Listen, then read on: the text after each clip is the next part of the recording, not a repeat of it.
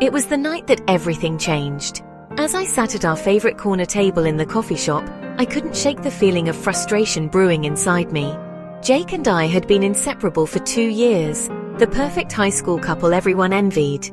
But as graduation approached, the future I envisioned was pulling us apart in ways I never anticipated. I had big dreams of attending a prestigious university miles away, while Jake was content to stay in our small town and take over his family's business. The more I shared my ambitions, the more I felt him withdraw.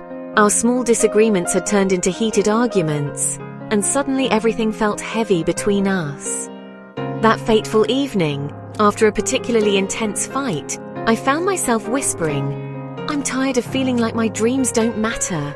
Jake erupted, accusing me of being selfish for wanting to leave. He said things I never thought he would, words that cut deeper than I wanted to admit. I snapped back, calling him narrow-minded and claiming he couldn't see the bigger picture. The anger and hurt poured out of me in a way that felt both liberating and terrifying. Yet deep down, I knew this wasn't the person I wanted to be. But at that moment, pride overshadowed everything. I stormed out of his house, tears streaming down my face, convinced that I had no choice but to stand up for my dreams.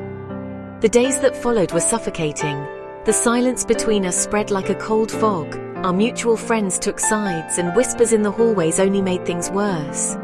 I wanted nothing more than to escape, but graduation loomed like a storm cloud over my head. Then came the night of our mutual friend's birthday party. I tried to put on a brave face, but when Jake confronted me in front of everyone, my heart sank. He accused me of abandoning him and our relationship. I could feel the anger bubbling up again, and before I knew it, I was shouting back, "At least I'm trying to chase my dreams." I felt powerful and utterly vulnerable at the same time. That evening ended in a way I could never have imagined. I walked out, leaving Jake standing there, the weight of our breakup hanging heavily in the air. In the days that followed, things got even messier. Social media became a battlefield where hurtful posts and comments flourished. I felt exposed and raw, my heart shattering all over again. As summer rolled on, I moved into my new life as a college student, and Jake remained in our hometown. In the silence of my new environment, I began to reflect on everything that had happened. I missed him, the laughs we shared, the dreams we spun together. I started to wish we had communicated differently, understanding one another rather than digging trenches. When a mutual friend suggested we meet at that coffee shop again, I hesitated. But deep down, I knew I needed closure. The moment I walked in and saw him, I felt a wave of emotions crash over me.